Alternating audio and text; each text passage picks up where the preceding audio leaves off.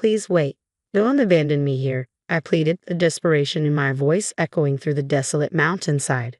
My husband's response was chillingly indifferent. Return when your leg has mended, he retorted coolly before turning his back on me, leaving me stranded amidst the rugged wilderness.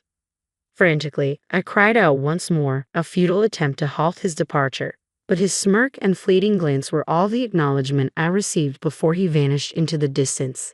Left alone, panic enveloped me as I realized the extent of my predicament. With no means of communication and my legs immobilized by plaster casts, I was utterly helpless. Reaching out futilely towards his retreating form, I watched in dismay as he disappeared from sight. The reality sank in.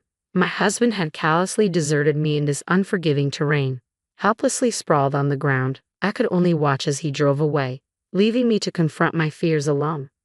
My name is Jennifer, a 35-year-old office worker. In my small family unit resides my husband, Robert, a man 3 years my senior, who also toils away in an office setting. Our marriage has reached its 3rd year, yet the pitter-patter of little feet has yet to grace our home. In the realm of domestic duties, Robert adheres strictly to traditional gender roles, leaving the lion's share of household chores squarely on my shoulders. Not only does he shirk any involvement in domestic tasks, but he also exhibits a penchant for demanding my assistance with mundane requests, such as fetching the remote or preparing his tea, even when said items lie within arm's reach. In my initial attempts to rectify this imbalance, I reminded him of my own workload and implored him to lend a hand.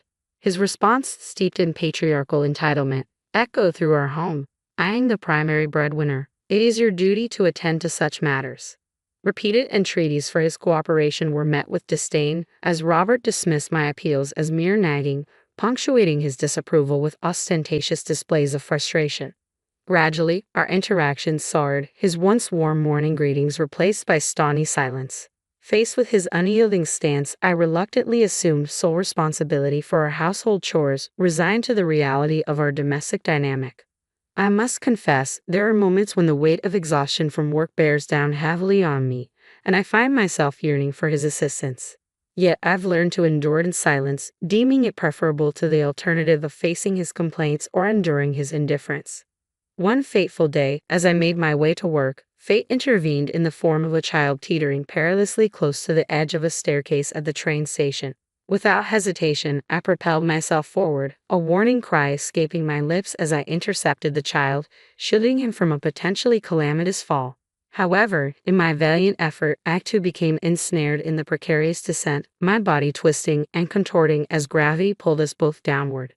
Amidst the chaotic whirlwind of motion, a sickening snap reverberated through the air, accompanied by searing agony that eclipsed any pain I had ever known. When the dizzying tumult finally subsided, I found myself cradling the stunned child in my arms, relief flooding through me as I assessed his unharmed form. Yet my own attempts to rise were thwarted by the excruciating protests of my limbs. Summoning the aid of station personnel, I implored them to summon an ambulance as I grappled with the throbbing anguish radiating from my broken leg. Transported to the hospital, I reached out to Robert, recounting the harrowing ordeal and beseeching him to join me. "Forgive the inconvenience. It seems I've managed to get myself into quite the predicament," I murmured apologetically over the phone. "Don't concern yourself with apologies. Let's focus on getting you home safely," came Robert's earnest response, his genuine worry providing a flicker of comfort amidst the chaos. "What a thoughtful husband you have," remarked the nurse, her words dripping with admiration as she glanced at Robert. With a smug grin, he replied, "Oh, I always lend a hand around the house," a boastful claim that left me incredulous. Suppressing my astonishment, I opted for silence, unwilling to create a scene in the hospital room. However, upon our return home, Robert's demeanor underwent a drastic transformation. "Hey, I'm famished. Fetch me something to eat, and don't forget to iron this shirt," he barked, assigning me household chores without a hint of consideration. Confined to a wheelchair, I bristled at his demands, unable to comply with his requests. "What is my predicament?" I protested, frustration lacing my words. "You promised to take care of things while I was hospitalized." Taken aback by my reproach, Robert's retort was swift and cutting. "I only said that because you were in the hospital," he snapped, his tone laced with derision. "Just get it done. And let's be realistic here, you couldn't have possibly saved that kid. You're too clumsy, too slow." It became increasingly apparent that Robert harbored doubts about the veracity of my words. How can you say something so cruel? I countered, my voice tinged with hurt and disbelief.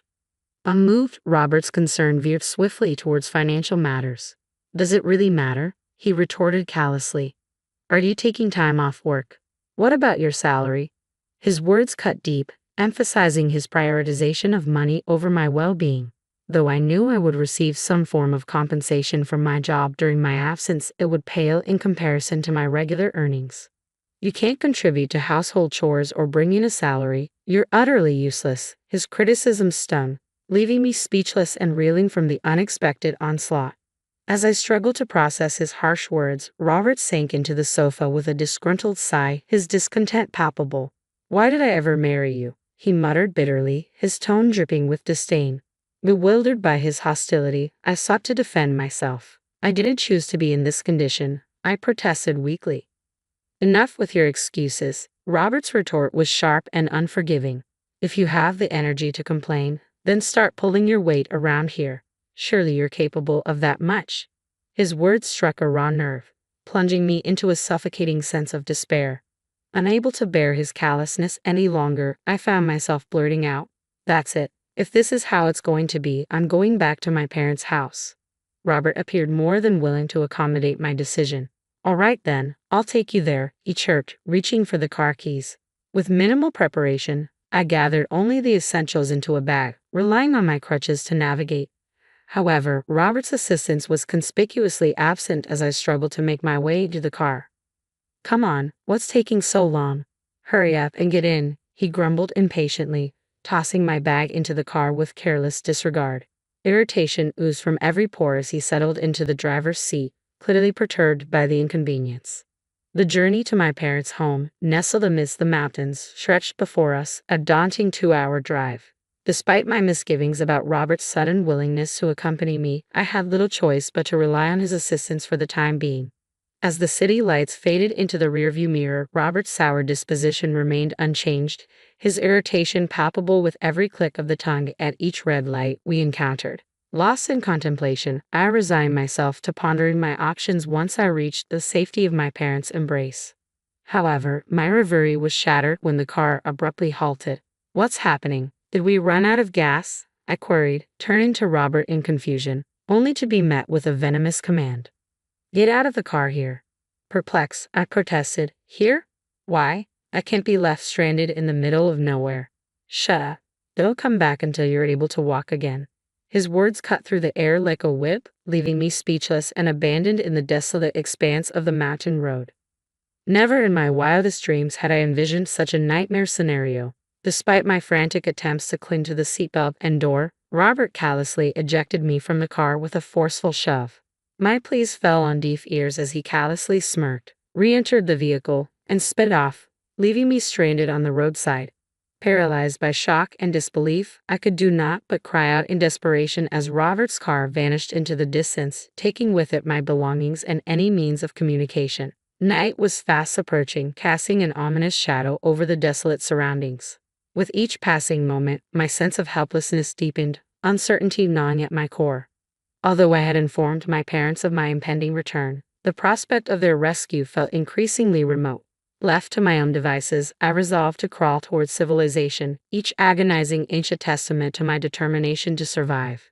Yet, as exhaustion threatened to engulf me, a glimmer of hope emerged in the form of approaching footsteps. A figure clad in jogging attire materialized before me, a beacon of salvation amidst the encroaching darkness.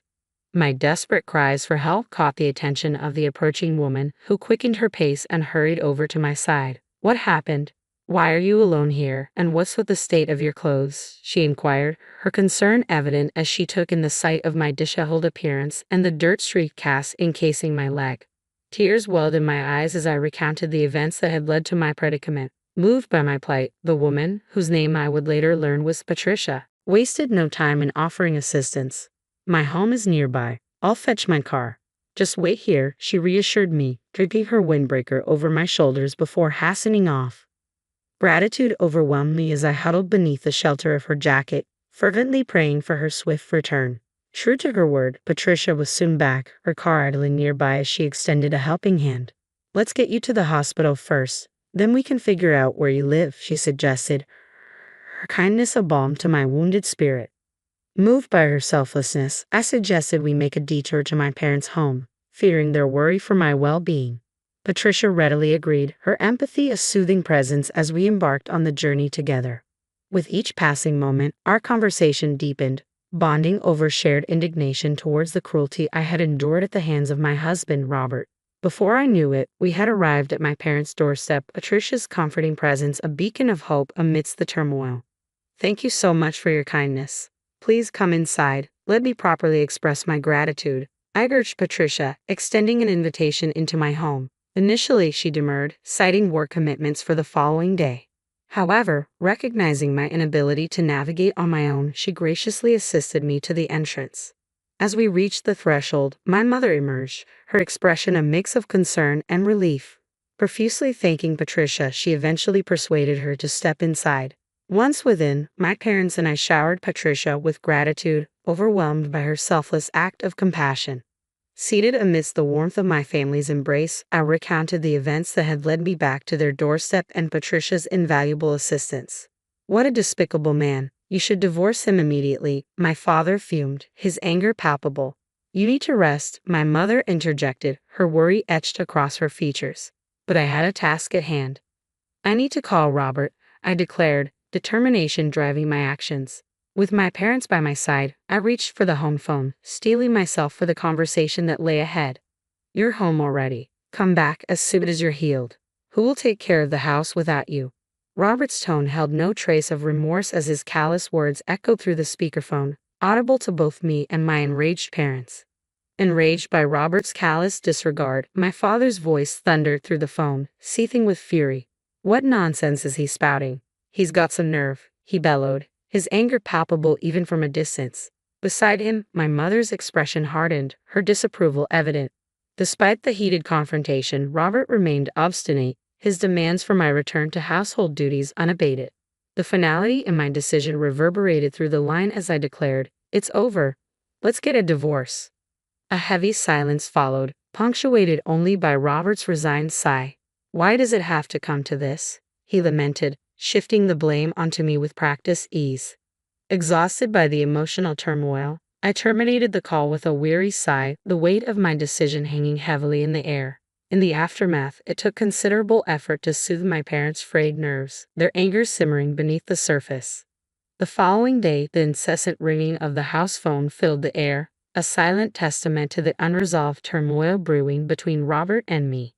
Though the caller remained unknown, I couldn't shake the feeling that it was Robert, unwilling to accept the finality of our decision. The incessant ringing of the phone persisted, each call a jarring intrusion into my solitude. Despite my initial reluctance, a nagging suspicion crept in. Perhaps it wasn't Robert after all, given the timing during his work hours. Yielding to curiosity, I answered, only to be met with Robert's frantic voice on the other end. Finally, why were you ignoring my calls? I need your help. I'm on the verge of being fired. Robert's words spilled out in a desperate torrent, his distress palpable even through the receiver. His plea fell on deaf ears as I coolly retorted, "And what exactly do you expect me to do about it? Your job is your responsibility, not mine," before disconnecting the call with a decisive click. If he's facing the consequences of his actions, it's well deserved, I mused bitterly, refusing to entertain any further involvement in Robert's affairs. However, a startling revelation soon emerged. Patricia, the woman who had come to my aid, was Robert's mistress. As she listened to my tale during our encounter, a sense of familiarity began to dawn upon her. Her suspicions were confirmed when she overheard Robert's voice during my divorce call. Upon seeing his picture, her world shattered, her anguish mirroring my own shock and betrayal. Blindsided by Robert's infidelity, I seethed with resentment at being deceived and neglected. Yet, it was Patricia's fury that truly ignited a storm within me, her righteous anger far surpassing my own expectations. Together, we navigated the turbulent waters of betrayal, united in our shared sense of betrayal and indignation. As Patricia recounted, she first crossed paths with Robert in her workplace, a subsidiary of his company. Their initial interaction occurred during one of Robert's business visits, sparking a connection that quickly evolved into frequent rendezvous. Robert, keen to escalate their relationship beyond professional boundaries, disclosed his purported divorce history, a narrative reinforced by rumors circulating among their colleagues. Enticed by his seemingly genuine demeanor, Patricia succumbed to Robert's overtures, nurturing dreams of a future together based on his promises of marriage. Little did she know, behind his facade of sincerity lurked a deceitful man who not only concealed his marital status but callously abandoned his injured wife in the wilderness. Consumed by a potent blend of regret and fury at being duped by such a man, Patricia's visage twisted into a chillingly sinister smile. Determined to exact revenge for her betrayal, she orchestrated Robert's downfall, leveraging her connections to ensure his dismissal from his position. Following my decisive dismissal of Robert's pleas, Patricia reached out to relay the consequences of his actions. He's facing the repercussions now. My uncle, infuriated by his behavior, has terminated his employment, she revealed, her voice tinged with satisfaction at the fulfillment of her vengeance. The uncle Patricia referred to happened to be the president of Robert's company. As it turned out, Patricia and the president shared a familial bond. She was his niece.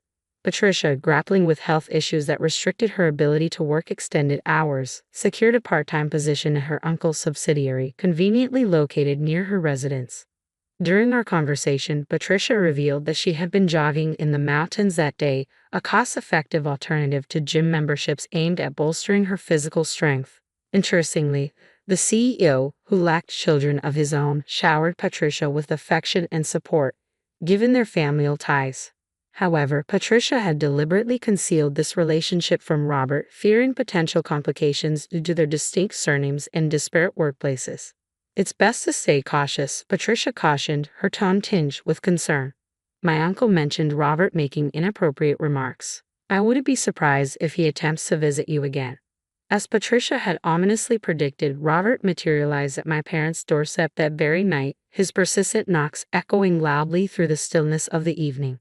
His voice, strained with anger, reverberated through the door as he unleashed a barrage of accusations.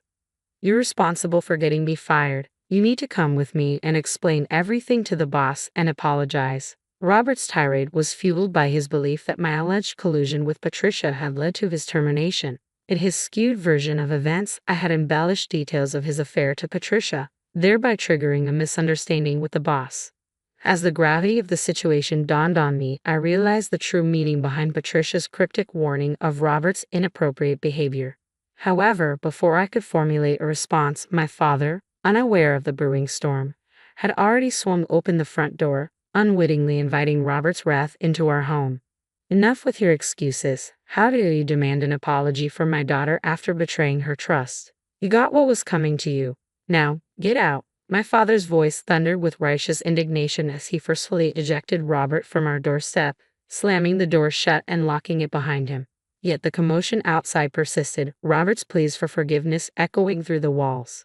Taking a deep breath, I addressed Robert through the intercom, determined to set the record straight. Let me make something abundantly clear since you still seem oblivious. You believe you were fired for merely laying hands on the boss's niece. You're sorely mistaken. The boss thoroughly explained the situation from start to finish. From the CEO's standpoint, this wasn't just a run-of-the-mill affair. It was viewed as a parent company exploiting a subsidiary employee into an extramarital relationship. Your status as a part-time employee placed you in a vulnerable position, and your actions were deemed unacceptable. I continued, my tone unwavering. The CEO admonished you countless times, yet you remained fixated on the affair. Understand this. It wasn't merely about whom you were involved with this time. It was about the gross misconduct of a parent company exploiting its subsidiary. Regardless of the other party's identity, such behavior would warrant dismissal. If you can't grasp how ludicrous your claims are, you're deluding yourself. If you don't want to add arrest to your list of woes, leave now. And as for the divorce, be prepared to face legal consequences. I declared firmly, cutting through Robert's protests with unwavering resolve. Only then did a stunned silence descend upon the scene. With Robert's departure, tranquility settled once more over my parents' home. In the aftermath, I wasted no time in seeking legal recourse. Consulting with Patricia, we devised a plan to hold Robert accountable for his actions. I initiated divorce proceedings, determined to sever all ties with him. Additionally, Patricia and I jointly pursued legal action against Robert, seeking damages for the pain and suffering inflicted upon us. I sued Robert for the emotional anguish of betrayal and deception, while Patricia sought recompense for the emotional toll of being missold into a relationship under false pretenses. Together, we resolved to ensure that Robert faced the full consequences of his deceitful actions. After Robert's dismissal, he found himself in dire financial straits without any severance pay to fall back on. Desperate for assistance, he turned to his parents for help. However, his plea for financial aid fell on deaf ears when they learned of my decision to divorce him. Incensed by his actions, they refused to offer any support. Left with no other options, Robert's parents reluctantly arranged for him to secure employment at a company they were acquainted with. In this new role, Robert found himself at the lowest rung of the corporate ladder, stripped of the perceived superiority he once held as a member of a parent company or subsidiary. His presence was a constant reminder of his transgressions, and he was subjected to menial tasks and disdainful glances on a daily basis. Despite Robert's humiliating circumstances, neither Patricia nor I harbored any sympathy for him. Our sole concern was ensuring that he met his financial obligations, particularly in terms of alimony. We remained indifferent to his treatment and the source of his income, focused solely on securing the compensation we rightfully deserved. With time, my fractured relationship with Robert healed, and I found solace in the company of Patricia's friends. Together, we pursued legal action, resulting in a favorable outcome that provided us with a substantial sum in damages. Buoyed by this success, we began making plans for a well-deserved trip, eager to leave the past behind us and embrace a brighter future.